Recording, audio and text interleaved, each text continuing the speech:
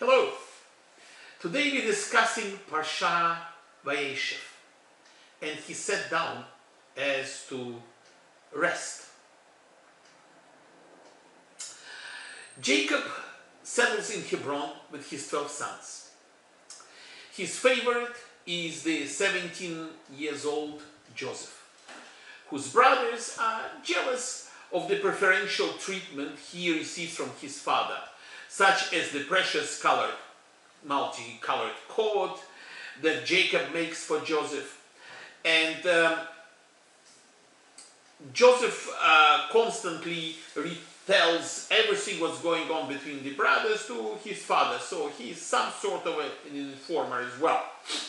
And Joseph relates to his brothers two of his dreams, prophetic dreams, which he foretells that he is destined to rule over them, increasing their envy and hatred naturally towards him.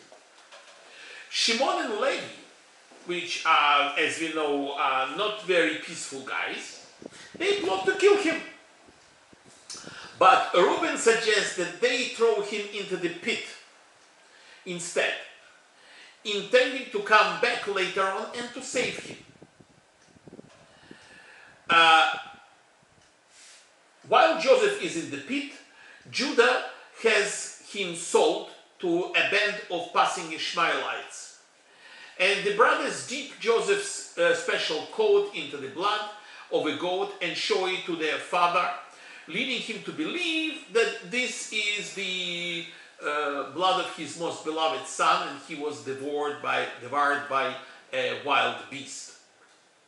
Then the Parsha basically stops retelling the story of Joseph and switches 20 years later and starts telling the story of Judah. Judah marries and has 3 children. The eldest son is and he dies young, childless. His wife Tamar is given in levirate marriage to the second son Anan. And Anan doesn't want to produce to this world the soul of his elder brother, which is what the law is all about. So he sins by spilling his seed, and he too meets an early death. And Judah is reluctant to have his third son to marry her. Determined to have a child from Judah's family, Tamar disguises herself as a prostitute and seduces Judah himself.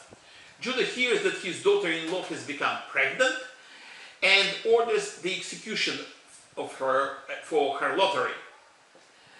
But when Tamar produces some items which he paid her for the services, like his stuff and his ring,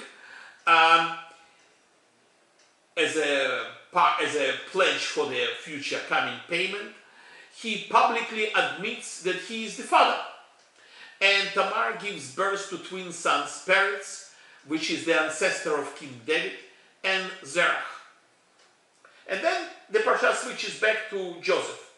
So Joseph was taken to Egypt and sold to Potiphar, the minister in charge of Pharaoh's slaughterhouses. And God blesses everything what Joseph does for Potiphar, and soon he is made the overseer of all of the Potiphar's properties and financial affairs. Potiphar's wife falls in love with Joseph. He is a handsome young man, and she desires him, for physical pleasure. And but Joseph rejects her advances, and she gets, eventually it comes to a climax when she pulls off his clothes on a day when nobody was in the palace, and she tells her husband that the Hebrew slave tried to force himself on her, and she insists, and Joseph is thrown into the prison. However, in prison, Joseph gains the trust and admiration of his jailers, who appoint him in a position of authority in the prison administration. In prison, Joseph meets Potiphar's chief butler and chief baker, both incarcerated for offending their royal family master, and both have these disturbing dreams, which Joseph interprets and says that in 3 days, he tells them, the butler will be released and the baker will be hanged. Joseph asks the butler to, and all the dreams come true, and before the butler is released, Joseph asks him to intercede on his behalf with Pharaoh. And but unfortunately, the butler forgets all about Joseph and does absolutely nothing for him. And that's the end of this parsha. Now, the question which comes up in our mind: how come somebody with prophetic powers of Yaakov or Israel, by that time he is Israel, he is the leader of Jewish people, what? He didn't know that favoring one son against the others puts this one son into danger? Or he didn't know that prophetic dreams which Joseph was talking about are actually the truth, foretelling the future? Of course he knew all of that. More than that, he knew that the soul of Joseph came from a higher world, from world of Atzilut. He knew that Joseph has got huge spiritual powers, which may not have been developed yet, but he knew that he will have them. So, Yaakov did not make a mistake. Let's look at the whole situation here in totality so that we try to understand. Yes, Yaakov wanted to dwell in peace, which meant basically to study Torah and project godliness. However, God had different plans. Why? Because us Jews, particularly tzaddikim, are in this world in order to walk the road, derech eretz. And this is why quiet retirement was not and still is not on the cards for us Jews. Those of us who really understand what is going on, who really remember who we are and what we are, should understand that we can retire from physical work in order to provide for our families, because Hashem provides for us, and because of our old age we decided that it's enough to spend time on physical work. But we can never retire from our involvement with Torah, with God, and with our children, and with our grandchildren, and with everything what is going on in life. We cannot become a recluse. This is not on the cards for us, because Hashem constantly wants to help us, to guide us, and to guide our life. So, let's look at the whole thing. Jacob knew that Abraham initially was thinking of Ishmael as the leader of his descendants. But Sarah, guided by Hashem, has changed that to Yitzhak.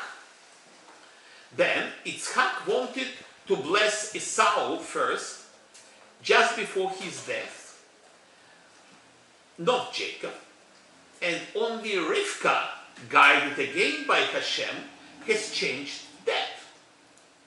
So Jacob knew all of this, and he didn't want the same sort of faith to experience for him and his 12 sons. So Jacob wanted to define the leader of the generation by himself. And he was choosing Joseph in advance, slowly, in order not to do it in the end of his life in a hurry like Yitzhak was trying to do. He knew Joseph's soul was from a very high world of Atzilut and was higher than his, as I said earlier. In many respects, it was higher.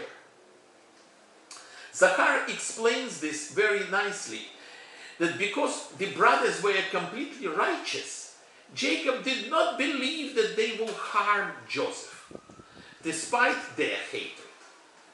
And in reality, it was God who prodded the brothers to sell him, so as to begin the fulfillment of his covenant with Abraham. So when Jacob was sending Joseph to see what his brothers are doing, he knew very well that he, as father, as Jacob, father of Joseph, he puts Joseph into danger. But he knew very well that as Israel, as the leader of the generation, he must do it because that was Joseph's and all of the Jewish tribe destiny. The Midrash states that if Joseph would not be sold into slavery to Egypt, Jacob and his family would have been taken down in chains, which is a different alternative scenario. Instead, God sent Joseph down to Egypt, first thereby ensuring that Jacob and his family would go down to Egypt in a respectable way, by the invitation of the Pharaoh, which is what we know the whole story later on. God arranged Joseph's sale for it to occur in the presence of 10 Joseph's brothers. There were 10, because Reuben has left. Reuben wasn't there, so there were 10, who constituted a quorum of 10, a minyan, a congregation, which assumes that divine presence was there. God was sitting with them there, making the decisions. Because the divine presence attended the sale, it was infused with energy that transcended the finite world, and therefore enabling Joseph and later on Jewish people to transcend Egypt and the spiritual darkness of their exile. It has been the foundation of the whole story, what has transpired with Joseph and all of Jewish people. Accordingly, when Joseph finally revealed himself to his brothers later on, in the later parshas, he said, "It is not you who sent me here, but God. And he made me a father to Pharaoh." Joseph meant that the spiritual power invested in him through this sale, which protected him from subjugation to Egypt, and which came not from the tribes themselves, but from God himself, from the divine power. That was the channel through which the brothers' quorum, the minyan, made the decision and sold him into slavery, because that was Hashem's plan. And this is what this is all about. Thank you very much, and I will see you in the next parsha.